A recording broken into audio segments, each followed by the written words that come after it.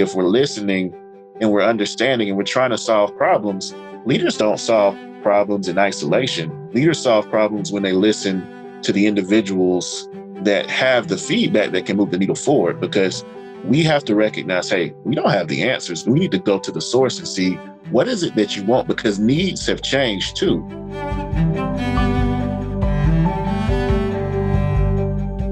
Welcome, everyone, to the Culture by Design podcast. I'm Tim Clark, and I have with me today Brandon Springle. And Brandon, welcome to the podcast. Wonderful to have you. Thank you for having me. Happy to be here.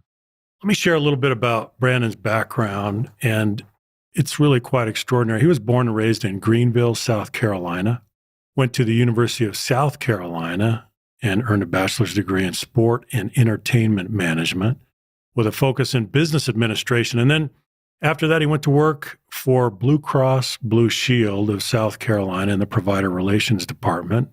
And during that period of time, he decided to go back to school and get a master's degree in human resource management from the University of South Carolina, which he did in 2008. And the next year, he started his human resources journey with General Information Services, GIS, near Columbia. And then, let me fast forward, he then served as a multi-site corporate HR manager with responsibility for over 700 associates between Dallas and, do you say, is it Chapin? Chapin, South Carolina. Chapin, South Carolina. And then he, let's see, what else is interesting here? He transitioned to Shaw Industries in February of 2014. He's worked at Shaw facility in Columbia, South Carolina for 4 years, and then he was promoted to corporate HR compliance manager. He currently serves as an HR director at Shaw Industries, supporting manufacturing operations, hard surface, automation, reliability, and enterprise excellence. In addition, he serves as co-leader for the Spectrum Black and Multicultural ARG, and a lot of other things. Brandon, thank you so much for spending some time. I'm so grateful. Let me ask you a question. How did you get into HR? Was that accidental? Was that intentional? How did that happen? Well, I initially started out with a focus in sports and entertainment, as you know, and I always really had a vision to be a talent advocate, right? But more so in the sports arena. So I saw myself as being a talent agent. I went through the process and looked at the job market, and it wasn't what I expected. I had some really good experiences, but I remembered an HR class I took in undergraduate, and I was thinking, hey, there's talent all over the map, and I can go to different places and help people and really just help them navigate their career paths and look for a brighter future for them. And so I pursued that master's degree, and that's really how I got there. But the other part that's really critical, I remember a memory, and it was a situation with my father in the company he was working for. And there was a situation towards the end of his career where there was a decision point that happened. And for me, that was challenging because I was like, who was responsible or who was involved with that decision? Because it was a difficult time for our family, but I learned a lot. And I said, one day I want to be on the side of the table that helps make the right type of decisions for people. And that, I think, was the initial seed. But from there, I just came back around full circle after exploring sports and entertainment and seeing that I could advocate for talent in a different way. Let me back you up a little bit more. So what kind of a kid were you growing up? Did you have an orientation for people? Were you a social person? Were you involved in sports? Tell us a little bit about your story. Just backing up a little.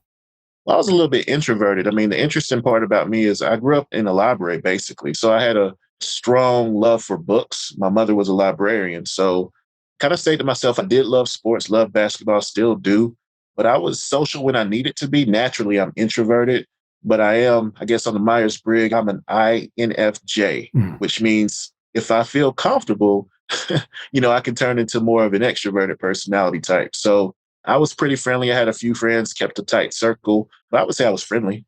Yeah. For sure. Okay. Yeah. But a pretty natural orientation for people. Absolutely. Is that fair? Yeah, that would be fair to say. Okay. So now for the last little while now, you're in this new role as, well, it's not new anymore, but you're director of HR at Shaw, and you have responsibility for manufacturing operations. Help us understand the context for manufacturing operations? What kind of plants are we talking about? What's going on? What are people doing? Sure. So basically, they're creating products for consumers. For my specific area of focus is, luxury vinyl tile and what we call SPC products, and that goes into homes. And essentially, Shaw creates anything that can cover a floor, essentially, or even we do turf and other things as well. But it's essentially a manufacturing environment and our distribution. But my focus is more so on that manufacturing side, production oriented work, essentially. Hmm. And we've talked about this before. We've both have experience in production. Are these production lines? So can you give us a vision of what one of these looks like? Sure. Yeah, they're production lines. I mean, they have different pieces. Some have presses, some have rollers, but it's essentially moving the process through. As you know, there's a lot of automation that comes into play Yeah, with equipment and machinery as we move towards Industry 4.0. So that's a newer part that we're exploring, we're looking at. So that's essentially what it is. It is like a production line, having varying numbers of people depending on the automated component of that. sure, sure. Okay, so I want the listeners to get a feel for this. So we have a manufacturing line, we have equipment, we have machinery, we have people posted in their jobs, Mhm. and we go from stage to stage to stage, and we produce the product. Right. Let's bring culture into the conversation. How important is culture? Why is culture important in this context? Sometimes people look at a manufacturing operations, right, Brandon, if they're not experienced or they don't know too much about it, and they think, well, you just do your job. So you're in production or you're in maintenance, and here's your job, and you just do it, and we're producing product, and that's it. And then you pass it to the next person and the next stage, and here we go. So, what does culture have to do with any of this? So let's bring that into the conversation a little bit. Sure. Well, as it relates to culture, that to me, if you look at it and you assess it and you understand the voice of the people that work within the company that you work in, it can essentially be a competitive advantage if you leverage it accurately and you really understand. Because to put people in the best position where they can be successful, it really is predicated by the culture that you set up, the culture that you essentially design. Because if you just expect things to come as normal and people just to show up and be happy and do the job. We're in the midst of the great resignation, great awakening. A lot of people are thinking about their options and opportunities. And I guess the good part about that is so many have woken up as far as leaders to say, hey, we have to be very intentional about what we're doing and making sure that we create an environment where people want to be. Mhm. A paycheck essentially is not enough to retain and sustain talent in the workplace. Mhm. What would be an example of, well, because you've worked across different plants and different manufacturing units, what would be an example of a pattern of culture that is good, productive, versus one that's not in that context, in that setting? I would say a culture where the voice of the employee is clearly heard. And Mhm. one thing I would offer is I think surveying, as long as you have trust and there's a strong sense of psychological safety, can be very powerful. As you look at a workplace that's becoming more and more digitized, it becomes more difficult to get to people directly and get the full breadth of their feedback. So making sure you have a different strategy depending upon how you want to connect to people. So that means you may do it digitally with a census type survey, or you may want to do live surveying and pull in some focus groups on a specific issue. But the key is that connectivity. You got to find a way to connect. Mhm. Do you see a change, maybe since the pandemic, in the expectations of the new employees that are coming in? Is there a migration of expectations? For example, you said they want a voice. And it seems to me that in many ways, that may be the central question that employees are asking when they're considering a job. Does a voice come with that job? That's what I want to know. Does a voice come with that? So, what kind of expectations are you seeing, Brandon, as you're onboarding new employees? Do you see changes from the pandemic? I'd really be interested in a perspective on that. So it kind of goes back to my experience with looking at sports and entertainment. I think you really have to set the stage. Like if you're wanting to recruit I love basketball. So if you want to recruit like the top level talent and they're a free agent, Yeah. you got to roll out the carpet. So I think the voice has to come with it. That should be part of the expectation, because bringing in unique voices, diverse voices, they can shed light on things that maybe we hadn't seen before. So that's absolutely, in my view, it should be an expectation. Just going into that two-way street, even when you have the conversation, you somewhat feel like you're being interviewed as well. More questions are being asked Okay. of what type of programs do you offer? What's your diversity and inclusion journey look like? I mean, you're getting questions like that essentially at all levels. Now, employees are a lot more engaged for sure. Are they asking tougher questions, more pointed questions? They're changing that interviewing experience. So, what are you seeing there? Well, you see, when you have a really good interview, there are more questions being asked, things that you hadn't really seen in the past. But the other thing that kind of happens that's unique, it used to be the reputation of employers to do the ghosting, but now it seems like prospective employees might ghost you a little bit. So that part has been interesting too, just in the psychology recruiter thinking about, I have this set up, and then somebody's not showing up because they have so many other opportunities to consider. So how you facilitate and set the interview up from the very beginning, you have to take another look at as well, just to make sure you're getting people in and getting them excited, even just for the interview. Mm-hmm. So now we find that we're thinking about retention, right? That's right. I mean, it's the employee life cycle from bringing them into the organization all the way through, but it never stops. Retention. Are you doing anything different? Let's just take the last 2 years Sure. since the pandemic began. What are you doing differently? What's changing? I think, and this is an overall shift, I think, for the human resources function, I would say, but looking at people analytics and drawing stories and getting some insights from data. So data has become more and more important in trying to drive the right actions. We used to track for what metrics should we apply to employee engagement, but we have shifted that to trying to craft and cultivate an experience. And data drives the type of experience that we want to design.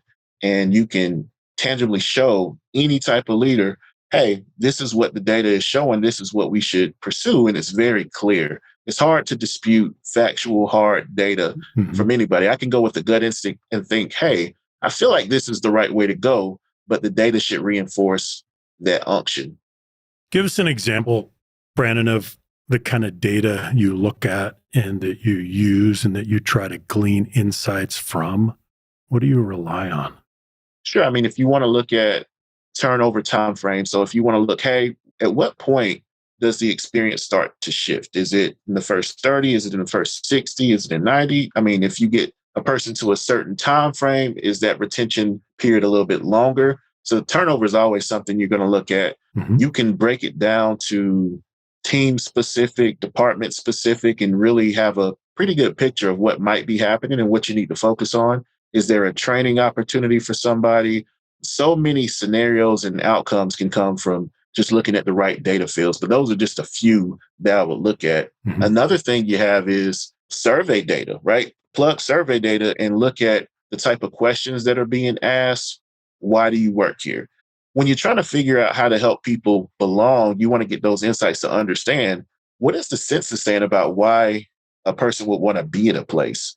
And then how do you capitalize on those insights to work towards driving the true and transparent and very authentic story that can help them really see the value in being part of the organization as much as we value the employee that is a part of the organization. So it's that two-way again. Yep. Great insight. Let's go back to the shop floor for a minute. In a production environment, we have a hierarchy. Right. We've got production personnel, we've got maintenance people, and then we have our management hierarchy. And so in a plant, you've got, how many layers of management do you have typically? So you have usually supervisor, manager. Sometimes you have a production manager as well. Then you have that plant manager. So about 3 or 4 layers. 3 or 4. Okay. Yep. So here we are. We're in the context of a hierarchy. We can't just eliminate the hierarchy. That's very important as we organize the work, division of labor, roles and responsibilities, role clarity, all of those things. But in the context of hierarchy, how do you create cultural flatness so that people feel more connected? more of a sense of belonging, more included. How do you do that? How do you neutralize the bad parts, right? The negative aspects of the hierarchy? What have you learned about that, Brandon, to create cultural flatness? Think you have to meet people essentially where they are.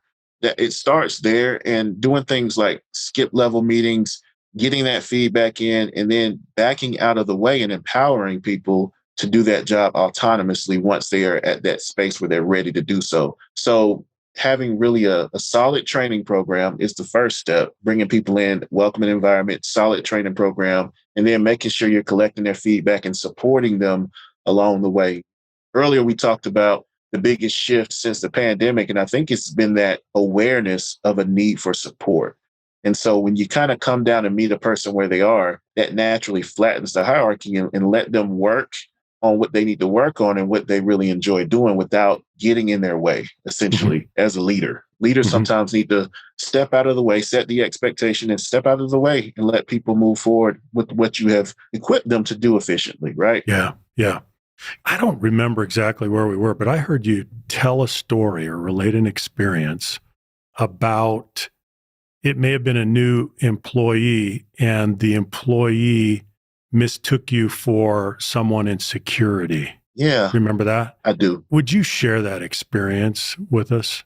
Sure. Yeah. So when I started working, I had a situation where I was new, and at the time I was relatively young, and had an individual that was working for me that a little bit senior to me, and he was just taking me on a tour, and I was going around meeting people, and as soon as I walked up front, it was like, "Hey, you must not be in charge." Maybe I don't know if it was the age, I don't know really what it was that led to it, but the person immediately started to address the person that was a part of my team as though that person was my leader. And that just was one of those situations where you say maybe some unconscious bias played into that or some other elements, but it was one of those things that really kind of woke me up and connected me that, hey, I needed to focus on the fact that treat people with respect and dignity. Don't necessarily assume a person's in a certain position or a certain role and you need to treat them differently because of where they sit.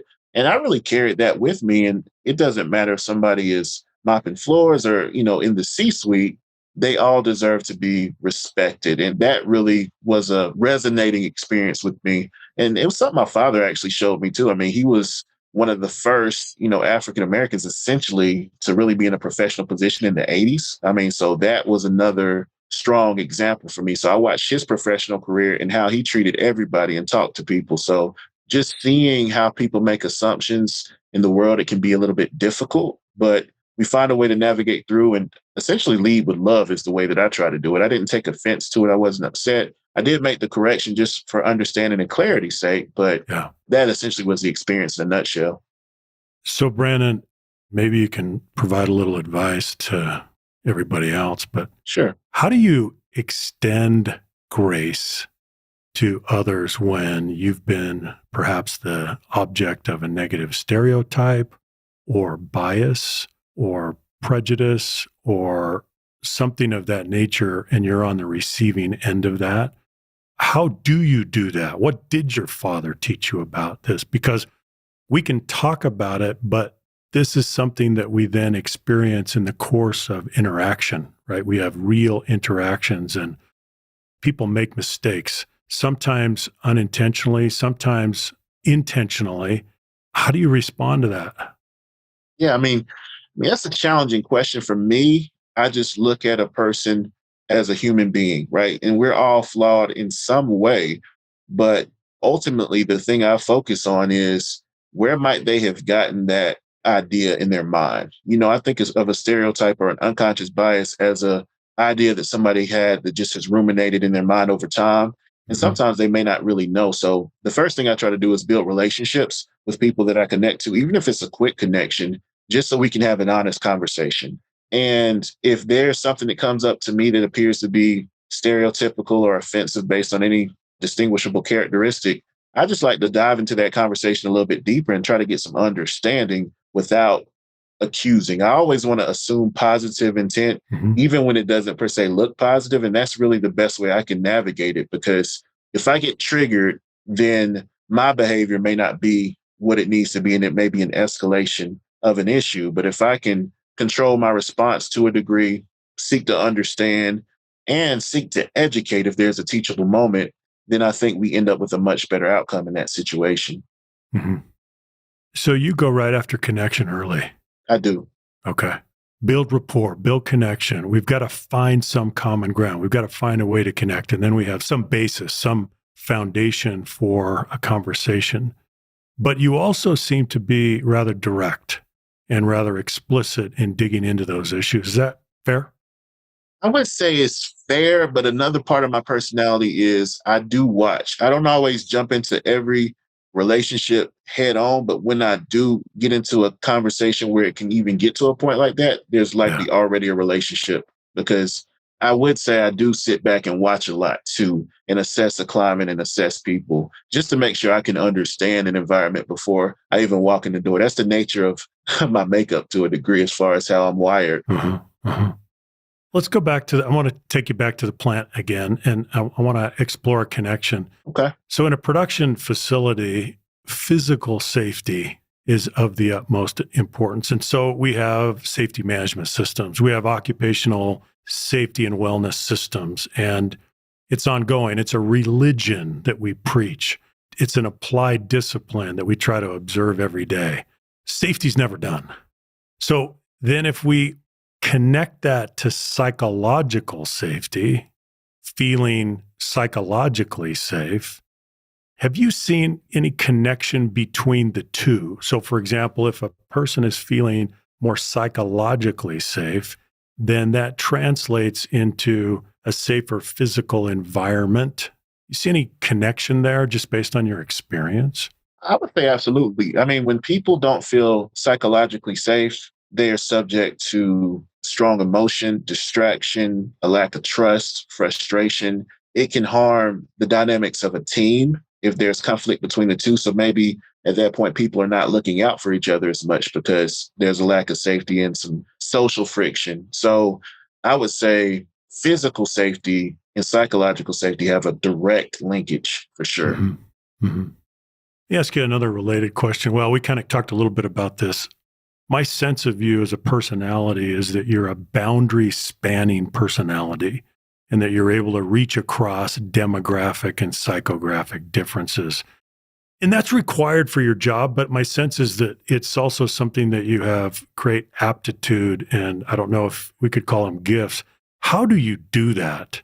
And how do you teach others to do that? Because in your role, you're responsible, you have stewardship for people that come from all different backgrounds, all different demographics and psychographics and cultural attributes.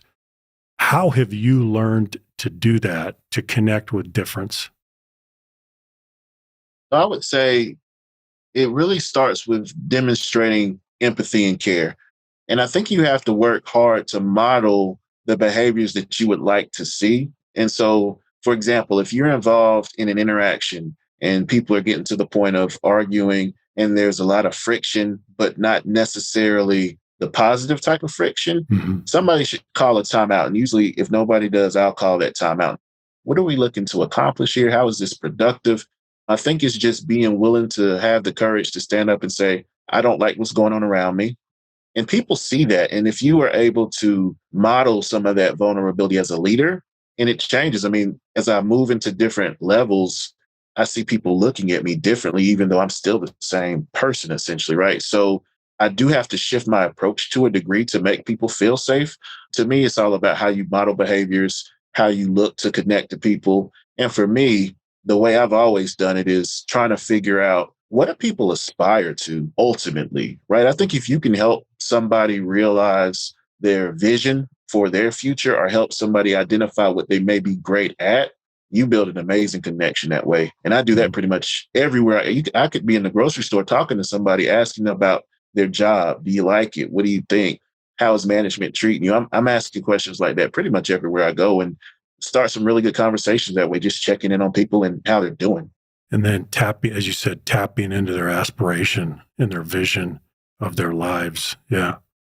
Brandon, what have you noticed that is changing the most since the pandemic began in the workplace, in the environment, with the people that you're managing? What's changed? Just that awareness around mental health seems to be the biggest effect to me. And, Mm. and just that people really struggle. When you're looking at how you lead within the workplace, I know one of my goals and one of my sayings is that the world sometimes can be challenging enough. We need to make sure that we create the right type of environment in the workspace so we don't add that additional stress. I mean, I think all the external, I would say, I guess the threats, right? If you're looking at a SWOT analysis, those external threats are very concerning and they weigh heavily on the minds of many because it's different. It's coming from different areas, be it sickness, be it social justice, be it wars. There's so many different things that have been happening over the last few years. I think people are just mentally exhausted from all the news cycles and everything else that transpires. And are they talking about it more openly? Do you find that?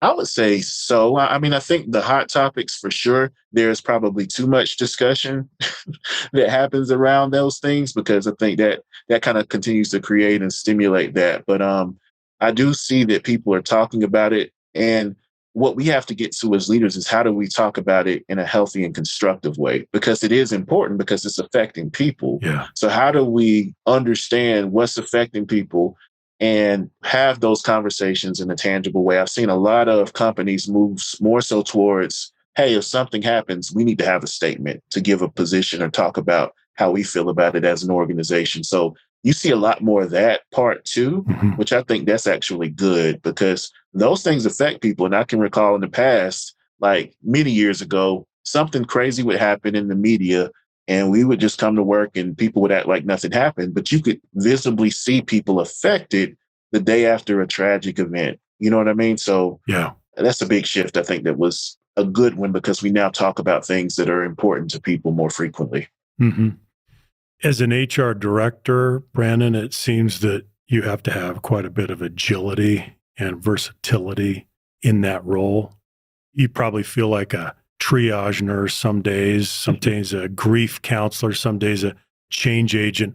What do you relish the most? What do you like the most about your role? I would say it's the ability to have that really solid impact, right?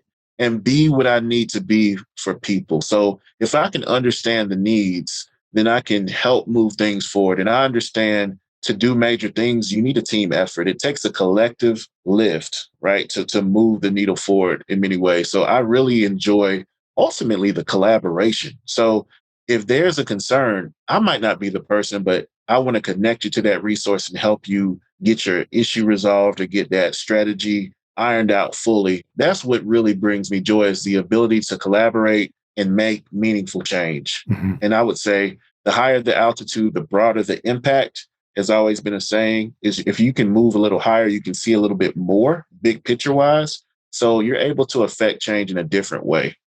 But isn't it also true that as an HR director, sometimes you are operating at 30,000 feet at a strategic level, you're way up in your hot air balloon, but other times you're down on the ground, you're Yep. working with people in the trenches, you're one on one. So you're toggling back and forth. Is that how it is for you? Absolutely, because I could be in a boardroom having a conversation, learning about things, and then the next day I could be in the break room talking to hourly associates who had just come off the line and just checking on them. So the connectivity to basically be able to bring that voice into a different room where change can really happen is the major key, right? So if you understand, it goes back to the voice of the employee. If we're listening and we're understanding and we're trying to solve problems, leaders don't solve problems in isolation. Leaders solve problems when they listen to the individuals that have the feedback that can move the needle forward because we have to recognize, hey, we don't have the answers. We need to go to the source and see what is it that you want because needs have changed too. For example, in the past, overtime was probably a highly sought after situation. Yeah, always. Yeah, but now you'll find people would rather spend that time with their family. I mean, I think the quarantine and being together has kind of created a sense of, hey, I kind of like my time sometimes with the family. That came up as a recurring theme, so to speak. I mean, so that shift of people wanting to focus more on money, now people I think are more focused on time and spending time with loved ones and things of that nature, so many lives were lost. I think people's focus has shifted. Mhm. I think it's a good shift. And the same things that used to motivate extrinsically don't necessarily do that anymore. So you have to figure out, how do you get to that intrinsic motivation and really motivate people from within? Yeah. Yeah. Another aspect of your role, let's talk about this.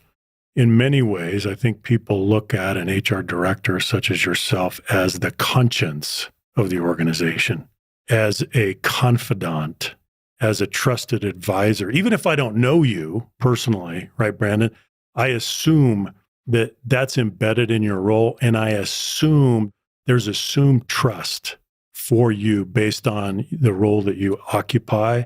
Do you find that people approach you that way because you are the director of HR? You can be my confidant, you can be my trusted advisor, and that people go into a conversation or a relationship with you assuming that?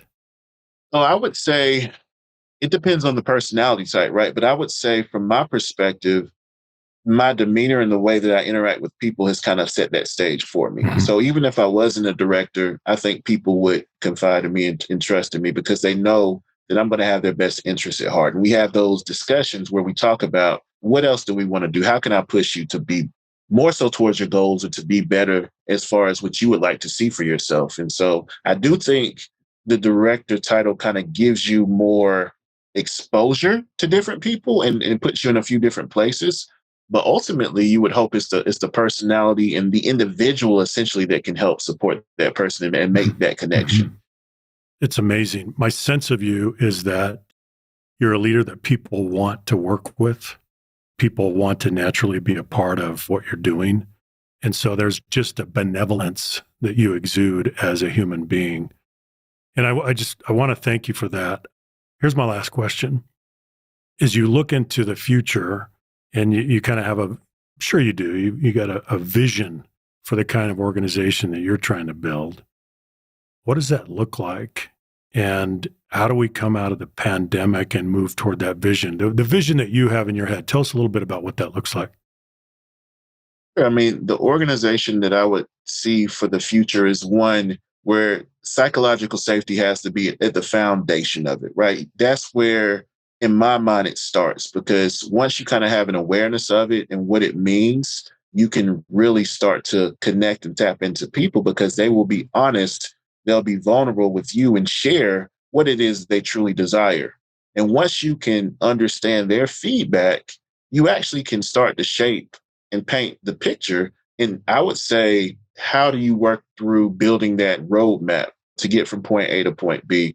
But number one, psychological safety, people being connected, collaborating, having the opportunity to innovate. You look at Industry 4.0 and what that can do, and how job skills are increasing, and the desire for different skill sets is coming into play. And a focus now on equipping for the future is the main idea, and providing people the most meaningful work ever. There's no more room, essentially, for bad jobs. Those are not going to be filled. Those will be very difficult to fill in the future. So I would say, just a very connected strategy where people are moving towards opportunities that are meaningful to them, and they're innovating and they're creating in their space, and there's no restrictions on what they can become.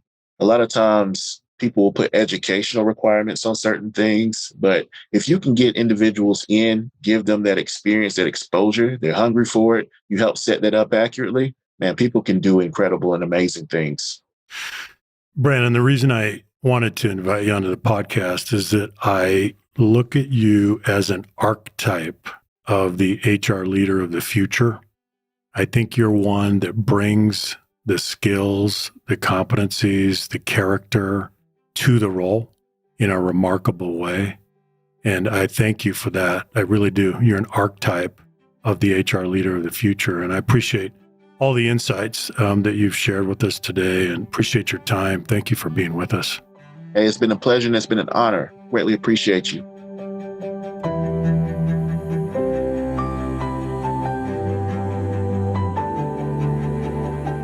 Thanks for joining me today on the Culture by Design podcast. Be sure to subscribe and listen to new episodes every week. And if you'd like to see more of the work we're doing, go to leaderfactor.com.